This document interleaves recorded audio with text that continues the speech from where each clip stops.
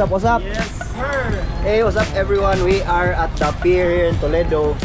Unfortunately, nabiyaan mi sa mong barko nga paskat. Kay kusog kay mo padagan si Ching. What's new?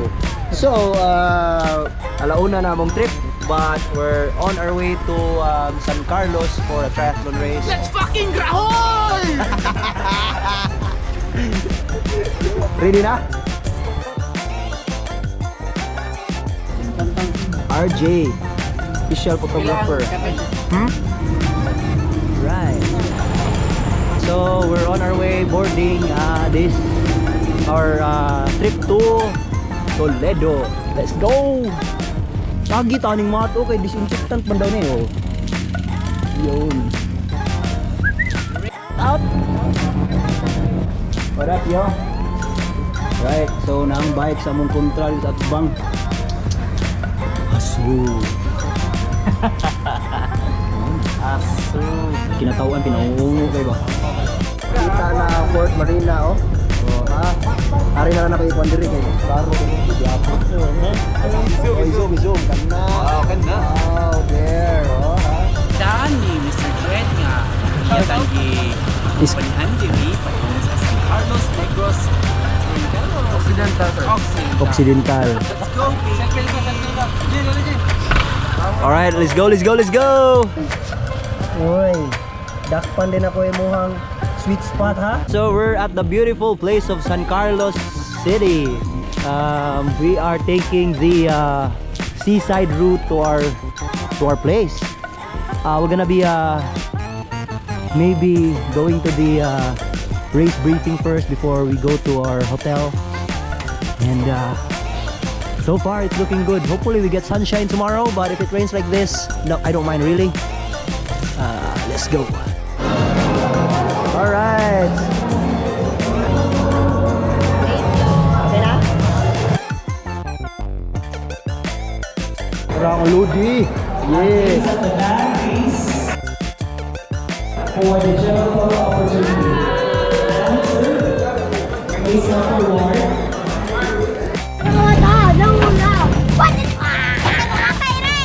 So we just finished race briefing on our way to our Airbnb, and we'll get more food and then we'll prepare for tomorrow, I guess. So far it looks like it's a well put together race. Looks like we're gonna be enjoying tomorrow, and the good thing is we actually have like a media guy with us, huh? Asu man nilang gusto. Mas ganahan sila sa kuan sa katang Halloween nga feels. Alright, so we're staying here. AC Backpackers. May tagaan with discount. Nani niya mo ang hot kuan na stayhan nga room. Right, so this is where we will be staying for the night. Oh, tanawa. Bunker beds. Good for 10. Naani siya yung mga private bunker bed o mga nana ba? Ikaw dyan, Ching? Always born ready. Yeah. Oy, subdog no na si Ching. Oh, kami nira on. So we're getting our like final mga touches sa among races or among mga equipments, and then we'll snooze. It's already about 9 p.m. So actually it's already late, so we're gonna go to sleep. See you tomorrow. Iyan nagmata. Raul, ready na ka, Raul? Kita. Ispiso kayo gipamahaw eh. Sports kuan you guys, sports specific lip bar. Sir, sa mga pamahaw sir, natay chicharon sir, natay. Sa may ito sir. Right, ang ato ang resident bodybuilder. Ha? Mahaw ka o protein shake sir? Ikaw sir, sa'yo gigay kang gabawal sir. KitKat pa dun. KitKat blueberry muffin. Yeah, ispiso sad lah, sad. Time check, it's 5:48. Manamig pamahaw, manamig kaon, manamig tanan, pero mo pa mata sa mong boss amo manager, Miko. Lami asa sakyan sa mga. Kasi pinakayain na mo, di mo tinda ko. As usual, among gibilin si Ching kay tay lang ayana, taasan ang tubula, di gid maputol, dugay kay mahuman gid. So we're going to the transition area, very close to the place we're staying. So we're just going for a bike ride. Contrary to popular belief nga naay bagyo, it's super sunny Nindot kayang weather. Tanawa ni samot lagom si Gulapings against the light. 80cc raman ni, di naman ni bagyo. Oh, We call convergence zone nga kuan. sige, spell convergent. Buwang. So, fortunately, we're having a. It looks like we're gonna have a sunny day for a race. There's our race venue. It's going to be a good day. So it was believed nga na ay bagyo or there will be a storm because the race in Palumpon, which is also happening or should be happening today, is cancelled because of a storm or because of a typhoon. Here in San Carlos City, we're having beautiful sunshine. Let's go! Here's the transition area.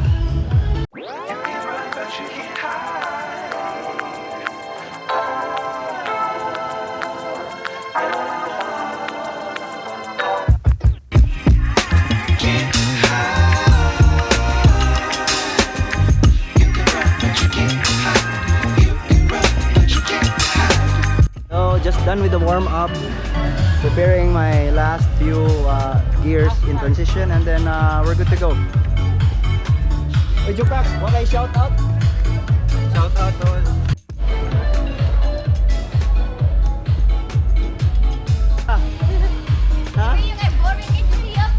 Alright, so unfortunately wala cameraman, why ni present, and our cameraman Maurice. Good luck to Gulapings and our muna siya ikuan. Oh, ako ang bet mo daog today. Ato sa tago ng GoPro, we're gonna race series today, so no vlogging, and I'll just update you after the race. Peace.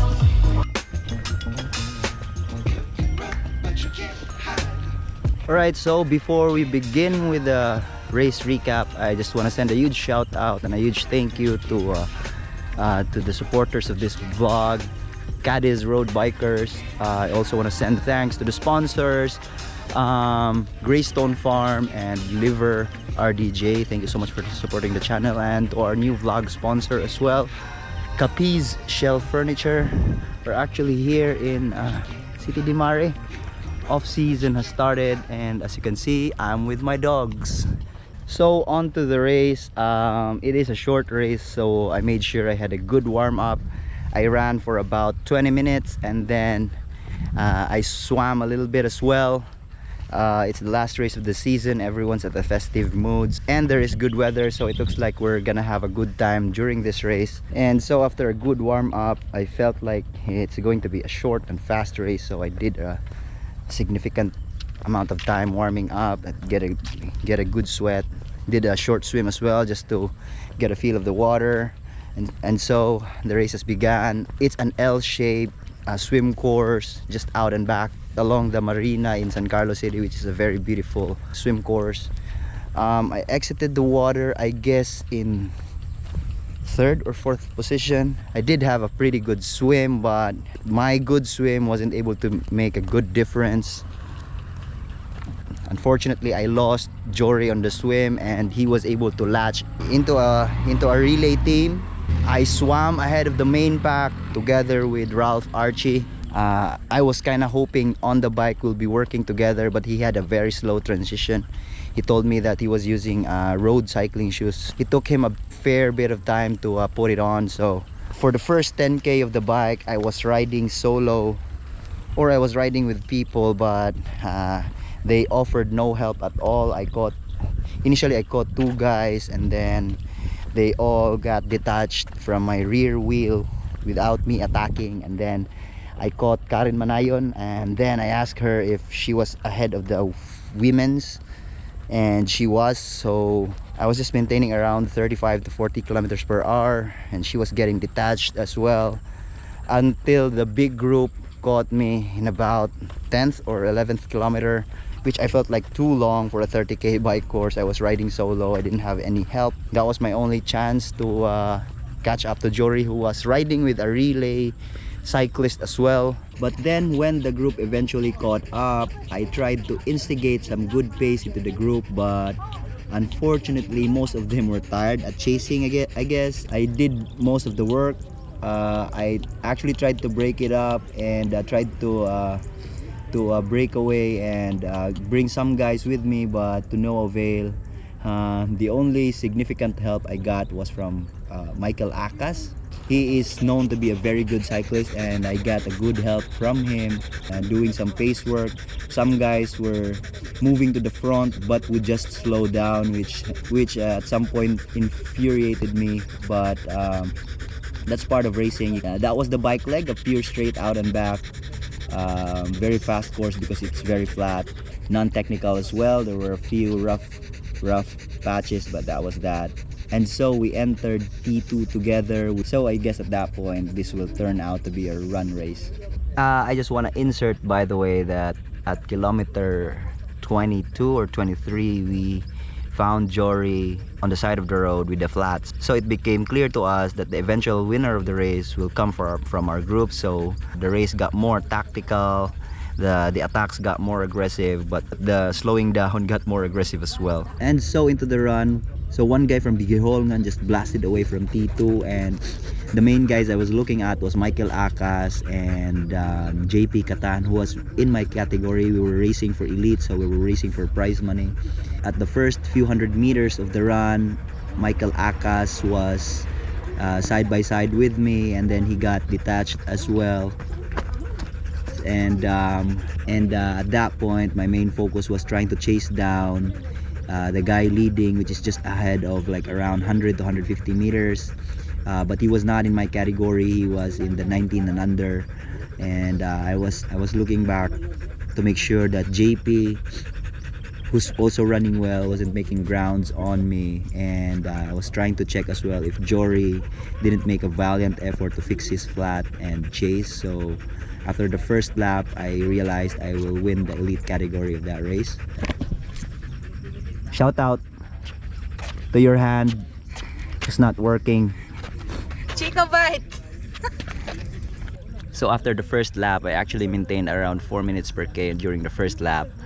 That's where I realized I won't reel in the guy who's leading the 19 and below category. He was actually the overall winner of that race, but he didn't race elite, and to be quite honest, he did very little work on the bike, but I guess he has a bright future. He's very strong and he races tactically well as well, so shout out.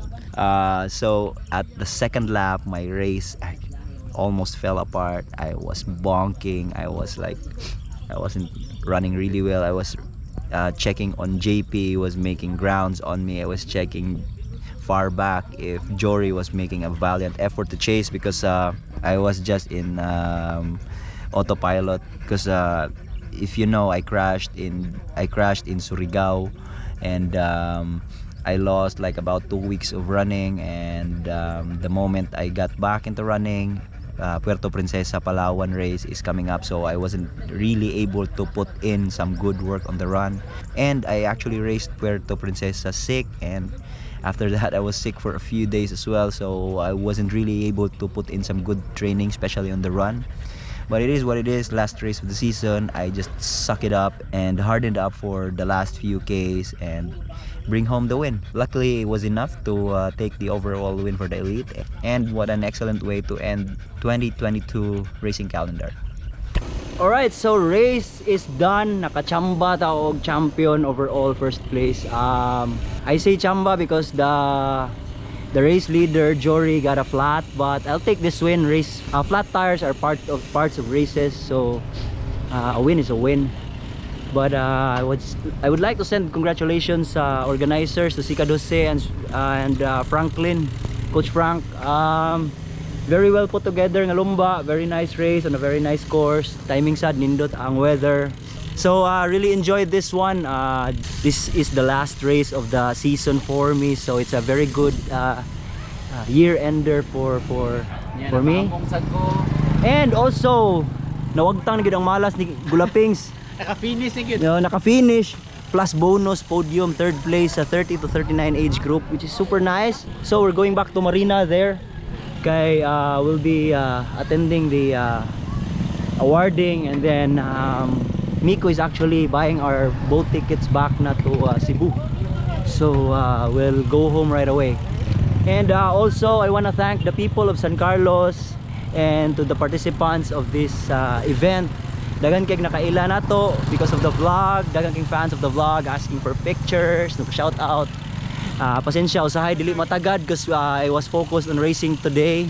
But I really appreciate ang inyong hospitality, and I really appreciate katong mga ni take time to say hi, to extend their greetings. I hope I can come back and like maybe do a training camp here and train with the people of San Carlos. It's a very nice place. So for now, let's go to the awarding. Alright, so that is PINTAFLORES Triathlon here in San Carlos.